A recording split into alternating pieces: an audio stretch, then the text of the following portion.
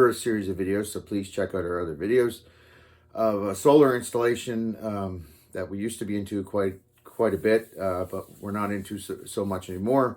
But we still want to go through the solar installation here. We have at Conqueror Electrical, my property. So you can see all this equipment behind me. We have a variety of equipment. We have right there, we have two MagnaSine inverters, which are great inverters, hands down. We also have the inverter controller and a generator start. And then over there, we have our charge controllers coming in from our panels. And there's a giant bank of 88 batteries out here, which I'll get into in other videos. But today, we're just going to discuss the different types of solar panels. In other videos, I'm going to show you how we install them. And this is not an on-grid system, and this is also not an off-grid system. This system is technically off-grid, but how I have it set up, technically, it checks to see if there's solar energy every hour, and if there is, it uses it. It runs my house, and if there isn't, it flips back over to the grid. So it's a bit of a smart system. It took me a long time to design, and like I said, we'll go through in all our other videos, and you'll see there's probably going to be about 6 videos on this. So they take a lot to make. Like and subscribe to our channel. You can also come over to our website on conquerelectric.com under our recommended products, which I'll leave a description down below. In the description, a link for it, so you can see what alternative energy products we recommend. I've been doing this a long time, guys. Yeah, so let's talk about solar panels. There are 3 different types of technology solar panels that have been around for a number of years. The first type is Amorpheus. Amorpheus, the old style solar panels, they're the least amount efficient. They were mass produced cheaply, but they're only about 13% efficient. So when I say 13% efficient, I mean if you take a scale of 100, they convert 100% of the sunlight's electricity into 100% of the sunlight's energy into 13% electricity. So they're not very efficient. Actually, the highest efficient solar panel on the market today, as of 2021, is a little over 20%. You want to get into higher efficiencies than that, then you're getting into evacuated solar tubes for hot water, which is up around 66, 70%. So photovoltaic solar panels, still their technology is down. They've only convert, about 20% at best with the 3 different technologies. So the first technology is Amorpheus. The second technology is polycrystalline. And the third technology, which is the best on the market right now, is monocrystalline. So the difference is efficiencies, cost, and price. So the Amorpheus, I have a small, tiny one here. This is a cheap one from your local hardware store. You can buy them on Amazon. This is simply a trickle charge one, 12 volt, plugs in for camping. You can see the black design of the way the panel is made. These are only about 13% efficient. So they're very cheaply made panel, and they were sold quite widely. And the reason for that is because they were cheaply produced, and polycrystalline and monocrystalline were quite a bit more expensive at the time. And this was about 5 to 7 years ago. What happened was the solar energy started becoming more mainstream. And obviously the higher technologies then got mass produced. So I don't have any polycrystalline with me here today, simply because polycrystalline was sort of the middle of the road technology. The efficiency was around 15 to 17%. And they were out for a while, but monocrystalline quickly overrode that. And it seems to be what everybody prices today. So everybody's going to have mixed feelings on this. Everybody's going to have their own opinions on different technologies of solar. Basically put your comments down below. Tell me what you think. But the best technology thus far is the monocrystalline, which the highest efficiency on that is about 20%. Now the ones I have here are about 18%. They're a small panel. They come from China, as they all do. Some are made in Canada, some are made in the US. But basically, when they started becoming mass produced, they made these panels very nice. They come with an anodized aluminum frame, which is good rated for the weather. They come with a 4 mil tempered glass, So if they shatter, it's just like a car window. They're very durable on the back. They're very well made. And then they come with a little junction box that you can hook your 2 wires for 12 volt for small applications with these panels. A lot of them, sometimes when you buy them online, you'll see the MC4 connectors. Those are great if you're doing smaller projects. Not so great if you're doing bigger projects, because it all depends on what you get into when you're doing your bigger projects. And it's not that it's the MC4 connector itself, it's the price of the MC4 connector that can add up very quick and add to your solar project.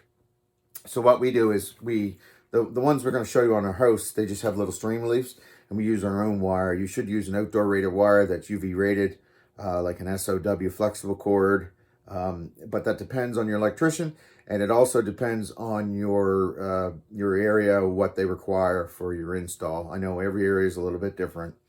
So these panels here, this is just a small 12 volt panel.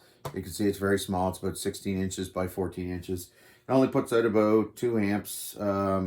It's rated open circuit voltage, 17.5. It's just 20 watt. So yeah, just a small guy. We're going to put some links in the description on the website, what we think are good products, just from our experience over the years. So it's a good idea to go check that out. You can buy them or you don't have to buy them, whatever. It's probably going to take you to an Amazon site link, just from what we've learned from experience. So I want to know your thoughts on solar panels. Those are the 3 different technologies. Like I said, the monocrystalline seems to be the most popular. They're in around $1.50 a watt now, depending on where you buy them. They used to be $5 or $6 a watt 6 or 7 years ago. So they've dropped substantially. I have an 8 kilowatt system on my home, which I run a substantial amount most of the year, except for the winter when the days get short and the panels get covered in snow. I'm not bothering to get up there on the roof and scoop them panels off just to get a little bit of power for 3 or 4 hours a day. So that's why I have this all automated. It checks year round. In the summer, it doesn't have to check much because it's mostly solar, but this time of year, it'll check. If it's a cloudy day, it'll say, no, the batteries are dead. Let's flip back over to the grid. And then it'll check again periodically, all day long until there's solar again, and then it uses it.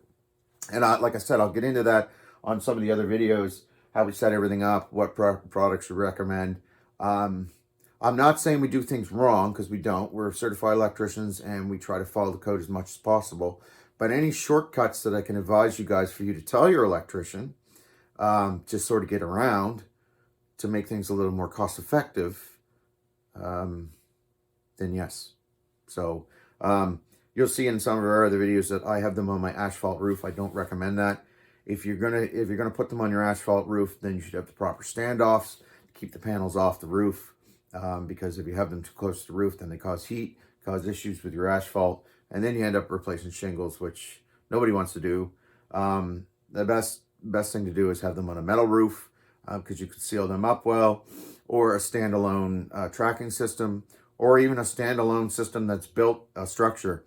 You just have to be careful with their structures when the solar panels are mounted, because obviously at that point they can become a sail, and you don't want them to blow away in a windstorm. So anyway, I'm getting off topic here a little bit. Back to the different types of technologies. We have Amorphous, polycrystalline, and monocrystalline. And monocrystalline now seems to be the best technology.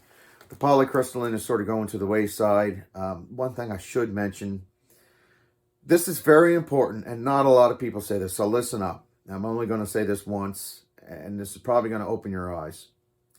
At some point, and I'll compare this to a stereo for your home. At some point, some salesman somewhere thought it was a great idea to take a 500 watt rated stereo for your car or your house, look at the back of it and say, okay, this is 500 watts, but it can potentially produce 1,000 watts peak for a fraction of a second. So we're going to sell this as a 1,000 watt stereo. So people buy things off of wattage and size. So right off the bat, bang, people think, okay, I'm getting a 1,000 watt stereo. That's not the case. You're getting a 500 watt stereo. So people, at some point, some salesman did that, and that seems to be the industry standard. It has been that way for years. They don't sell things on real ratings. They sell things on false ratings. And it ends up you, the end user, having to deal with that. The same principle applies for solar panels. The exact same principle. And that's why I'm saying monocrystalline versus polycrystalline. They're two different animals. So the efficiency rating on polycrystalline is poor. And some salesman somewhere decided to say, this is a 100-watt solar panel. You hook it up, you lock it onto your batteries, you do your meter test, and you're only getting 50 watts. Same thing as a car stereo. When you buy something, you should be getting the most bang for your buck, and it should equal what the nameplate data says. So if you buy a 100-watt monocrystalline solar panel, yeah, that can put out 100 watts, you know, at whatever the rating is, 10 amps at 12 volts.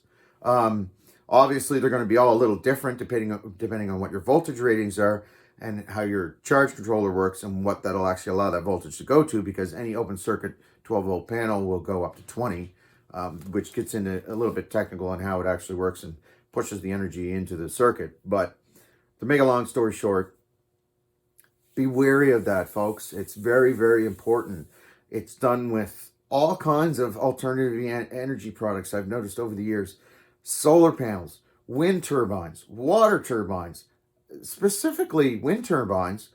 They'll spin this thing crazy fast and figure it'll put out 1,000 watts for a fraction of a second and then sell it as a 1,000-watt generator on the internet when it's not. It's only maybe 400 or 500 watts. Yeah, you can get 1,000 watts out of it, but it's going to burn up in 2 minutes. So just keep in mind that all of that stuff, when it comes to ratings on solar panels and the different technologies, some salesmen had to come up with a new sales pitch, and they're not really lying because the numbers are there. Technically, they're there and can be proven, but they're not practical world applications. So again, like, be careful that your 100-watt solar panel isn't only putting out 50 watts. Anyway, that's my rant for today. Tell me what you think in the bottom of the description. You know, like I said, we've been doing this now. I've been doing this now about 20 years. I've had a lot of good experiences with alternative energy. I've had a lot of bad experiences. I found out what works, what doesn't work. And check out all the other videos. They're going to come over the next couple of months.